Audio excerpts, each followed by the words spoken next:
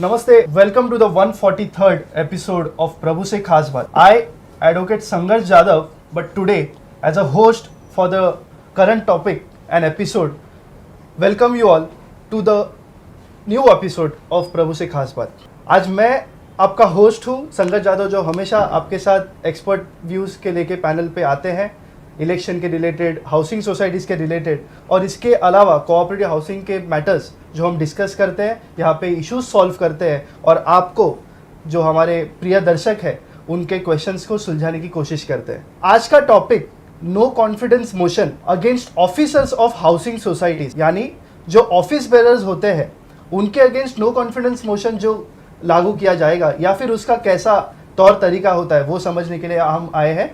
हमारे साथ मौजूद है उदय शंकर साहब। नमस्कार जी। नमस्कार जी। उदय शंकर सर ये फील्ड में एज एन एक्सपर्ट पिछले 20 सालों से भी ज़्यादा काम कर रहे हैं। 1999 से वो इस काम में अपने सहकार क्षेत्र में काम किए जा रहे हैं। उनका इस क्षेत्र में बहुत बड़ा योगदान है।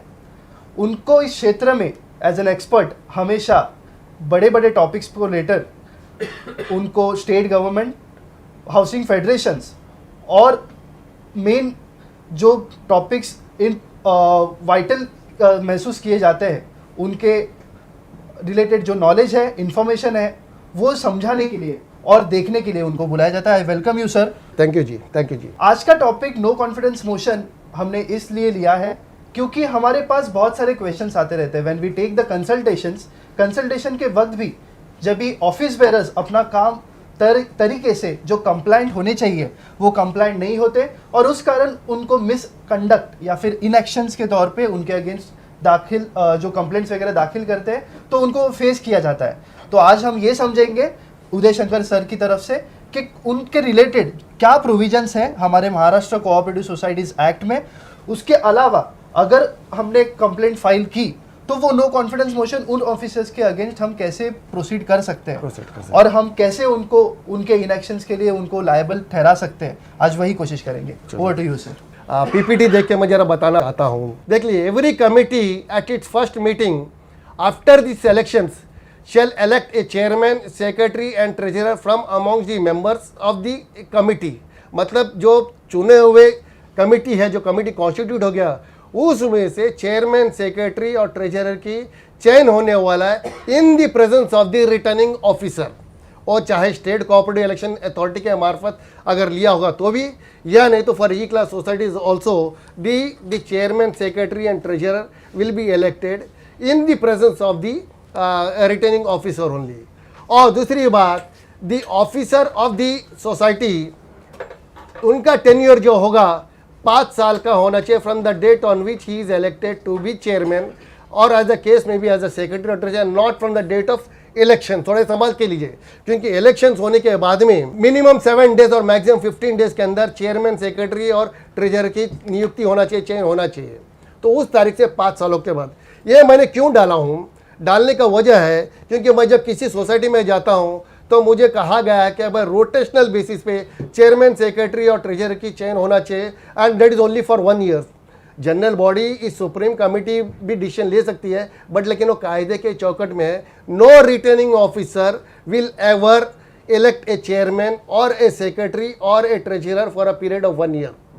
तो अगर ऐसा करना गुनाह है, कमेटी अपने लेवल पे कर सकती है, लेकिन वो कायदे के स्वरूप में उसे मान्यता मिलेगा नहीं मिलेगा, that will depend upon the registrar. In case अगर कोई तकरार गया रजिस्ट्रार के पास में, और अगर ऐसा करने के बाद में provided that he shall cease to be the officer, may be chairman, secretary, treasurer, if the motion of no confidence is moved in the special meeting of the committee, it is not SGM. SGBM जो है that is for the general body. ये no confidence motion जो करना चाहिए, अविश्वास प्रस्ताव, एक committee का ही मीटिंग होगा और स्पेशल मीटिंग होगा and this is a requisition meeting.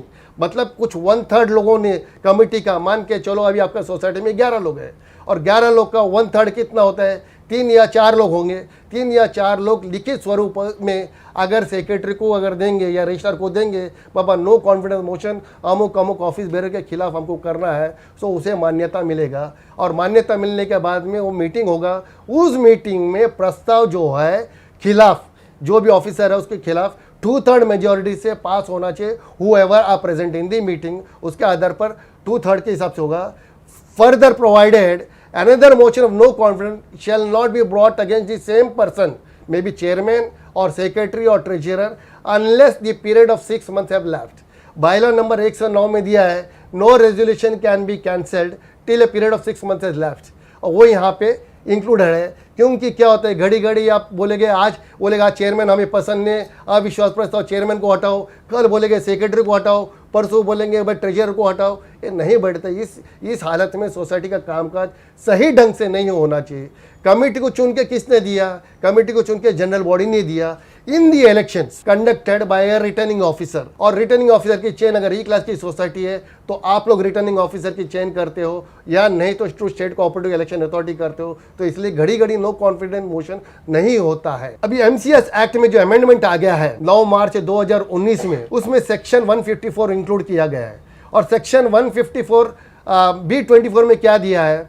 N officer who holds office by virtue of his election to that office shall cease to be a member of such office if a motion of no confidence is passed at a meeting of the committee, not general body, by not less than 2/3 majority of the committee members present in the meeting and who are entitled to vote at such meeting, and his office shall thereupon be deemed to be vacant.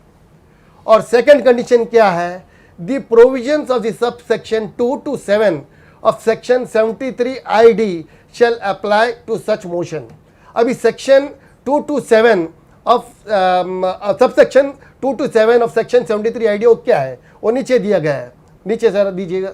Section 73 ID of MCS 1960 जो original, the requisition for such special meeting shall be signed but not less than 1/3.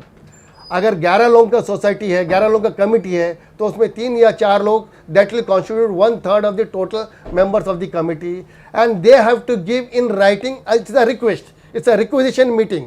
और requisition meeting में कभी भी adjournment नहीं होता है, चाहे general body meeting हो, चाहे कमिटी का मीटिंग हो. कमिटी ने अगर मीटिंग बुलाया है तो वहाँ पे हम फुटनोट लिखते हैं, in case if there is no quorum, the meeting shall be adjourned for half an hour, and thereafter half an hour, irrespective of the quorum, the meeting shall be held at the same place on the same date, irrespective of the quorum, and the resolution shall be binding on everybody. ऐसा लिखते हैं. लेकिन जब requisition meeting आता है, चाहे redevelopment के लिए हो, चाहे नो कॉन्फिडेंस के लिए हो, या चाहे किसी मुद्दे पे हो, रिक्वेजिशन मीटिंग जब अरेंज करता है तो ये फुटनोट नहीं होता है.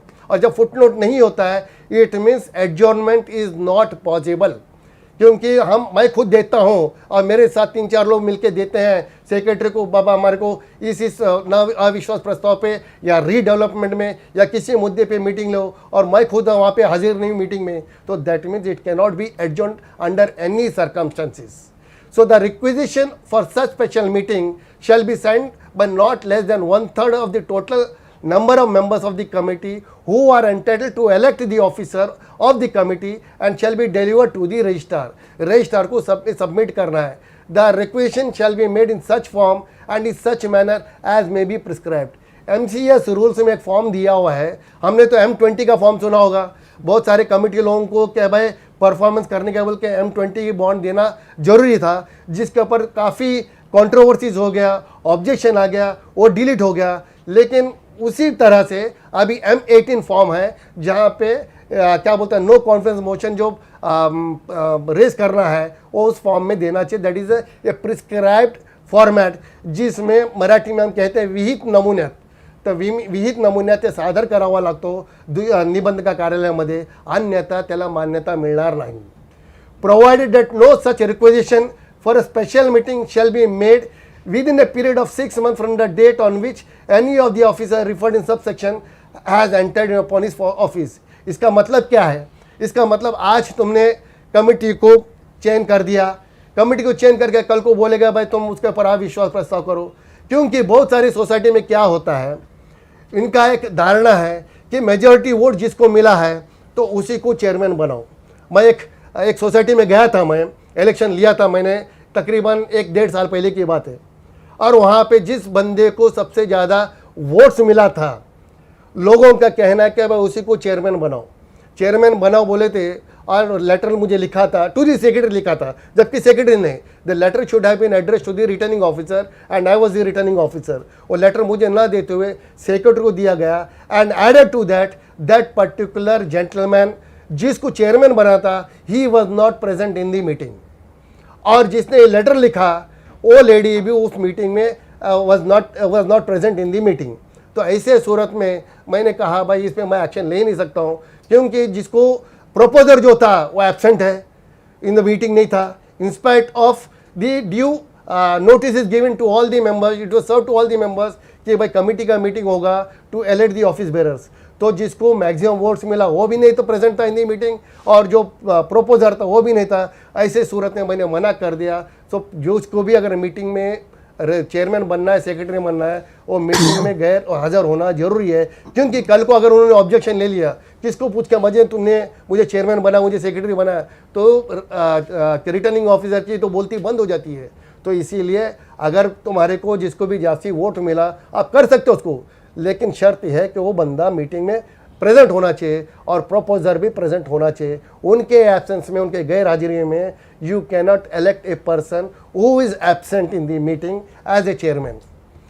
The registrar shall within 7 days from the date of receipt of the requisition, एक पर्टिकुलर फॉर्म होता है फॉर्म 18, और फॉर्म 18 के आधार पर जब रजिस्ट्रार के ऑफिस में हम सबमिट करते हैं this requisition letter, then the registrar has to issue the letter of के मीटिंग होना है करके within 7 days from the receipt of the letter. The meeting shall be held on a date not later than 15 days from the date of issue of the notice of the meeting. तो maximum 15 days होता है, तो 7 to 8 days depending upon the convenience of the registrar, because this particular no confidence motion has to be conducted or to be held in the presence of the registrar only or a person deputized by him। 99.99% registrar के presence में ही होता है, he does not deputize anybody on his behalf। The meeting shall be presided over by the registrar or such officer not below the rank of the assistant registrar of cooperative society और deputy registrar, और अगर CIDCO area में होगा तो joint registrar of cooperative societies authorised by him on this behalf. The registrar और such officer shall when presiding over the meeting, because he is the chairman for that particular meeting, will have the same powers as the president or chairman when presiding over committee's meeting, but shall not have the right to vote। Normally क्या होता है कि chairman has got a veto power, तो यहाँ पे registrar though ही is working as a chairman, he does not have the veto power, the right to vote। The meeting called under this section shall not for any reasons be adjourned, जैसे मैंने कहा, because this is a requisition meeting called on behalf of certain members who have applied, on whose requisition the meeting has been called, इसलिए the meeting will not be adjourned, be it a redevelopment project meeting, be it a no confidence motion, या कोई भी convince के लिए हो या painting के लिए हो, if it is a requisition meeting it can not be adjourned under any circumstances. The name of the committee members voting for and against the motion shall be read. भाई किस किसने बाबा अविश्वास प्रस्ताव मूव करने के लिए लेटर दिया है, तो उनका नाम पढ़ाया जाएगा, वहाँ पे पढ़े जाएंगे, on it will be recorded in the minute book of the committee meetings. ये किस लिए होता है, ताकि रजिस्ट्रार के ऊपर कोई तकरार नहीं करे, and added to it there is a transparency, there is a fairness in the dealing. वो दर्शाता है कि भाई जैसा है वैसा हुआ। आपको ऑब्जेक्शन लेना था under the system natural justice, advocate जी मेरे बाजू में बैठे हैं, इनको तो पता है कि भाई सिस्टम नेचुरल जस्टिस क्या है। तो under system natural justice even a terrorist in a state like India was given 3 opportunities, once by the Tada court, by the Supreme Court, by the High Court, High Court and then Supreme Court, and then he was put to death। I am talking about Ajmal का साहब। अभी आपका जो member है he is not a terrorist, वो आपका विरोध कर सकता हो, तो इसीलिए under system natural justice he can also be given opportunities for displaying his displeasure. लेकिन कायदे में बैठता है या नहीं बैठता है, और registrar will because he is a quasi judicial authority, he will decide whether कायदे में बैठता है या नहीं बैठता है। If the motion of no confidence is rejected, no fresh motion of no confidence shall be brought before the committee within a period of 1 year from the date of such rejection of the motion। एक बार change हो गया तो तो क्या बोलते हैं अविश्वास प्रस्ताव रिजेक्ट हो गया तो उसके खिलाफ वापस आप वो 1 साल के अंदर तुम ले नहीं सकते, 6 महीने तो बिल्कुल उठा ही नहीं सकते, बिल्कुल उठा ही नहीं सकते। एज पर बायलॉ नंबर 159 जो मैंने बताया वो कर ही नहीं सकते, तो यहाँ पे दिया। इसीलिए मैं कहता हूँ कि पार्किंग का जैसा रोटेशनल सिस्टम होता है annual on an annual basis, ऐसा कमेटी का ऑफिस बेरर्स एनुअल बेसिस पे रोटेशन करना ये कभी नहीं होता है। तो अगर जनरल बॉडी ने भी पास भी करके ले लिया, कमेटी के बजाय जनरल बॉडी ने अपने एजीएम में पास भी करके ले लिया, उसको मान्यता नहीं मिलेगा for the simple reason the resolutions are not within the ambit of the law. जो रेजुलेशंस है कायदे के चौकट में ना होने के वजह से उसको मान्यता नहीं मिलेगा। The requisition to call the special meeting of the committee of a society to consider a motion of no confidence against the president, vice president, chairman, vice chairman, secretary or any other of the by whatever designation called who hold the office by virtue of elections to that office shall be made in form 18। जैसे मैंने कहा था M20 form, ऐसा ये M18 form है, एक special form है और उसमें क्या क्या साथ में जोड़ना चाहिए। The grounds of no confidence, अविश्वास प्रस्ताव किस लिए आप पास करते हो उसको कारण देना पड़ता है, और कारण ही नहीं उपरोक्त कारण देना पड़ता है, वैलिड रीजंस। जस्ट बिकॉज मुझे सेक्रेटरी का चेहरा पसंद नहीं या मुझे स्त्री के बदले पुरुष चाहिए, वो कायदा नहीं चलता है। देश को इंदिरा गांधी अगर चला सकती है एक महिला होके, तो सोसाइटी का कामकाज एक महिला चेयरमैन या सेक्रेटरी क्यों नहीं कर सकती? वो कर सकती है। तो इसीलिए the grounds has to be within the ambit of the law. अब जस्ट बिकॉज क्या बोलते हैं लिंग के आधार पर या किसी आलतू फालतू रीजंस के वजह से आप उसको वो ये नहीं कर सकते। Secondly the text of the motion of no confidence, उसका मसूदा क्या है, पैराग्राफ क्या है, वो सबमिट करना जरूरी है। The name of the committee members who shall move the motion of no confidence, जो भी अविश्वास प्रस्ताव क्या बोलते हैं इसके ऊपर चर्चा करना चाहते हैं, उस सभासद के कमेटी सभासद के नाम देना जरूरी है for transparency purpose. The list of members of committee specifying the full names, committee में कितने लोग हैं, and their addresses who are for the time being entitled to sit and vote at the meeting of the committee. वो पूरा जितने भी committee का list है, टोटल लिस्ट, वो सब देना है। Signature the members of the committee who are signing the requisition, who are objecting, who are moving the no confidence, उनका सिग्नेचर जरूरी है on the requisition form duly attested by the chief executive officer of the society। Society में तो chief executive officer तो होता नहीं है, और स्पेशल एग्जीक्यूटिव मैजिस्ट्रेट अगर है तो ठीक है, और एग्जीक्यूटिव मैजिस्ट्रेट वो भी है तो ठीक है, और any gazetted officer of the government, any gazetted officer of the government जो भी स्टेट गवर्नमेंट में होगा, इवन डेप्यूटी रजिस्ट्रार और assistant registrar is a gazetted officer. तो आप अगर आपके सोसाइटी में दूसरा कोई क्या बोलते हैं असिस्टेंट रजिस्ट्रार डेप्यूटी रजिस्ट्रार होगा उनका लीजिए, या गवर्नमेंट ऑफिस में कोई अगर ऑफिसर काम करता होगा and if is a gazetted officer उनका भी साइन लीजिए। The requisition referred to in sub rule 1 shall be delivered in person to the registrar. Registrar को ये रजिस्टर्ड पोस्ट से न देते हुए ये देना है। क्यों इन पर्सन देना है?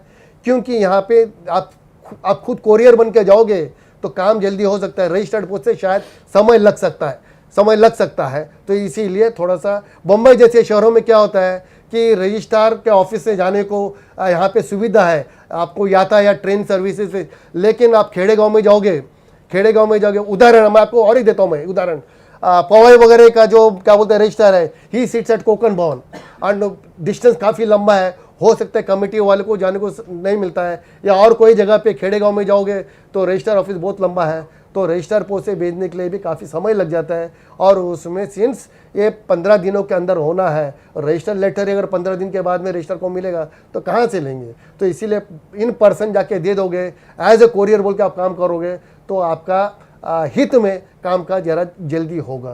ओके, उसके बाद में signature of the committee over signing वो देना है। The requisition refer to sub shall be delivered in person, such requisition और shall be delivered in duplicate in each case. Duplicate देने की वजह क्या है? एक्नॉलेजमेंट ले सकते हो आप।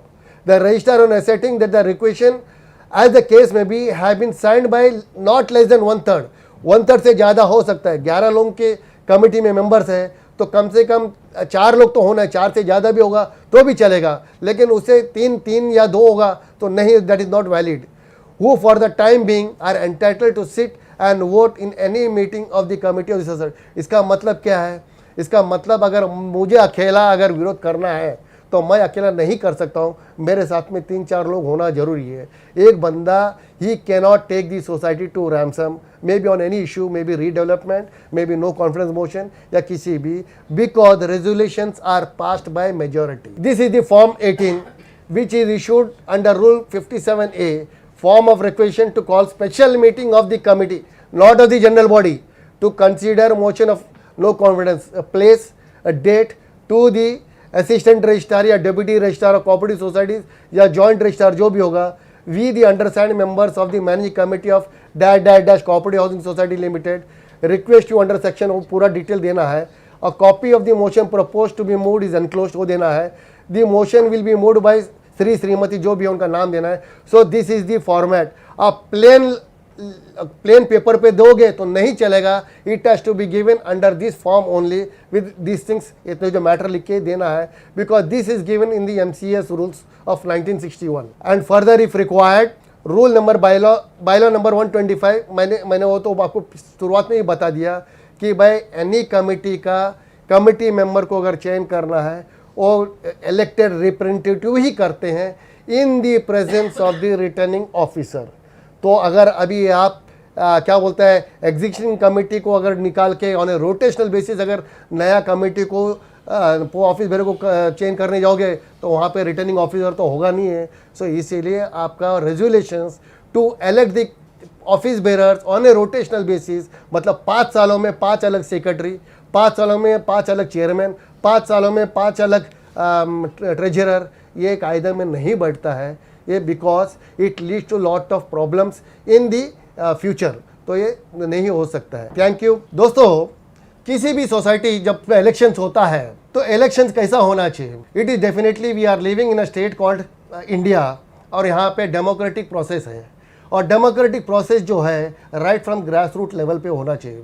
जिस तरह हमने केंद्र सरकार में बीजेपी की हमने चयन किया है, हमने नरेंद्र मोदी जी को हमने प्राइम मिनिस्टर ऑफ इंडिया बोल के, या नहीं तो क्या बोलते हैं राजनाथ जी को डिफेंस मिनिस्टर बोल के हमने चयन नहीं किया है। हमने सिर्फ क्या किया, बीजेपी का बॉडी कॉन्स्टिट्यूट करके दिया है, और बीजेपी का इलेक्टेड रिप्रेजेंटेटिव वो उन लोग क्या करते हैं, अपने जो चुने हुए क्या बोलते हैं रिप्रेजेंटेटिव में से जो प्राइम मिनिस्टर ऑफ इंडिया कौन होना है, डिफेंस मिनिस्टर कौन होना है, और फाइनेंस मिनिस्टर कौन होना है, वगैरह वगैरह ये चयन किया जाता है। उसी पद्धति में कोऑपरेटिव हाउसिंग सोसाइटी में भी जब एक रिटर्निंग ऑफिसर जाता है तो वो क्या करता है, कमेटी को कॉन्स्टिट्यूट करता है depending upon the strength of the society in terms of membership.